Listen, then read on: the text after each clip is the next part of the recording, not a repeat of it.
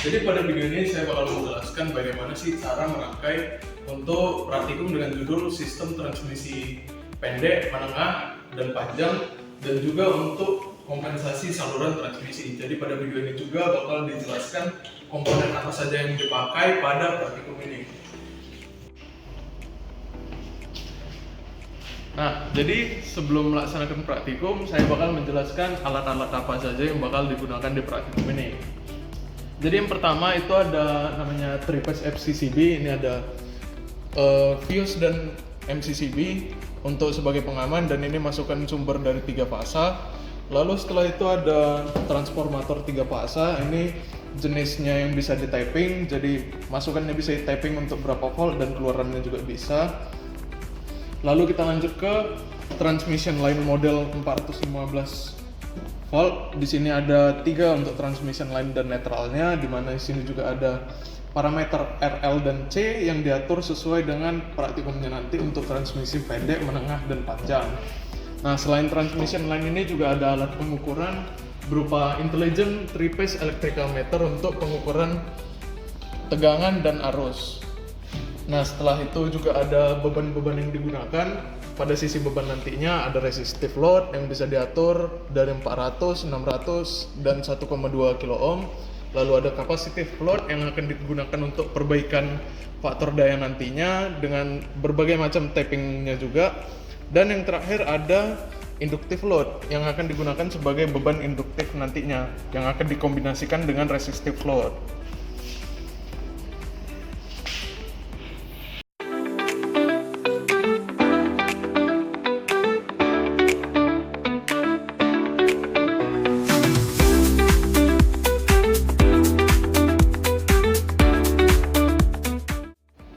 Halo semua, perkenalkan nama saya Putri, saya Erida.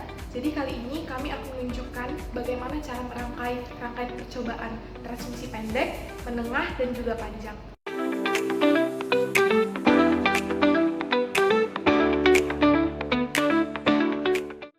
Oke, jadi untuk yang pertama kita akan mulai dari rangkaian percobaan transmisi pendek.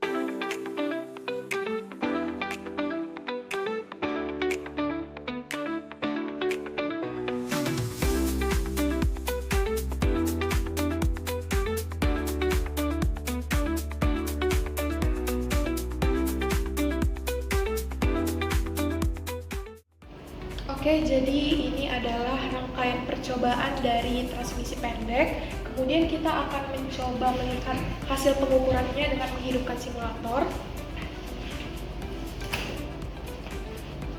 Kita hidupkan. Oke, jadi di sini akan tampil nilai dari VS untuk ketiga fasanya. Kemudian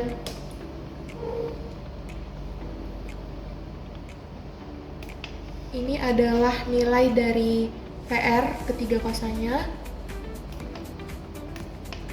Ini adalah nilai arus dari ketiga fasanya, kemudian dayanya, VAR, dan juga COSPI-nya.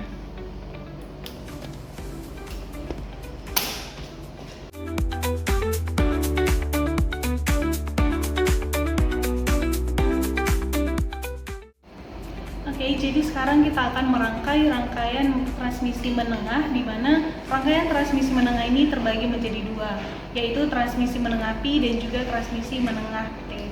Untuk rangkaiannya tidak berbeda jauh dengan transmisi pendek, hanya terdapat perbedaan pada tappingan transmisi lainnya.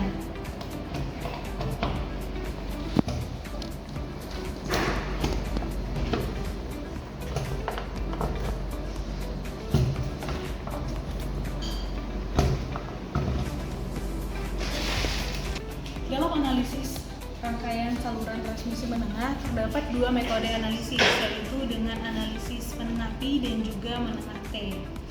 Sekarang kita akan mencoba mensimulasikan rangkaian dari transmisi menengah.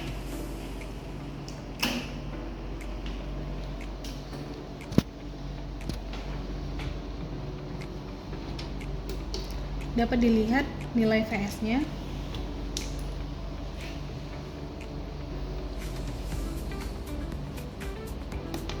Berikut merupakan nilai VR, nilai daya, VAR, dan juga nilai COSPI.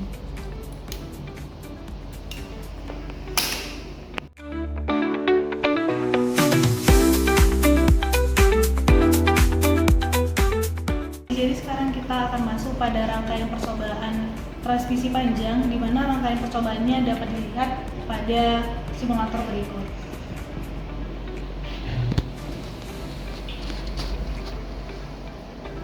Jadi sekarang kita akan mencoba mensimulasikan dari transmisi panjang.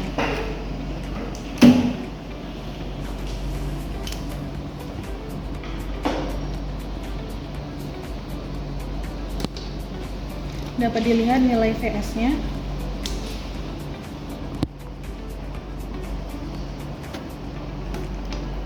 Dapat dilihat nilai dari VR-nya. Kemudian ini adalah nilai arus, daya, VAR, dan juga nilai COSPI-nya.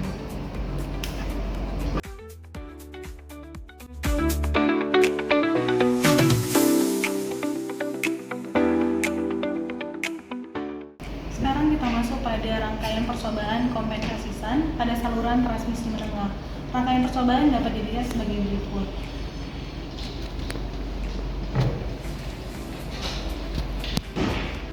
Sekarang kita akan mencoba mensimulasikan rangkaian kompensasi SAN.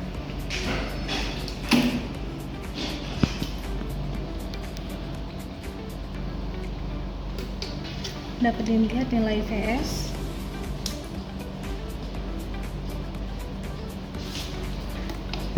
kemudian dapat dilihat nilai VR-nya. Berikut merupakan nilai daripada arus. Ini merupakan nilai daya, VAR, dan juga COSPI.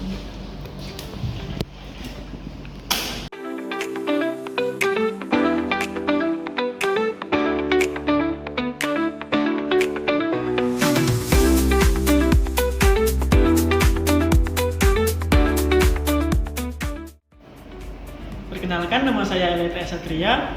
Saya akan menjelaskan penjelasan dari modul ini apabila direpresentasikan pada dunia nyata. Baik, yang pertama yaitu ada power supply. Di sini direpresentasikan sebagai pembangkit. Kemudian dilanjutkan pada tripas transformator, di mana di sini dia direpresentasikan pada dunia nyata yaitu sebagai transformator, sebagai trafo.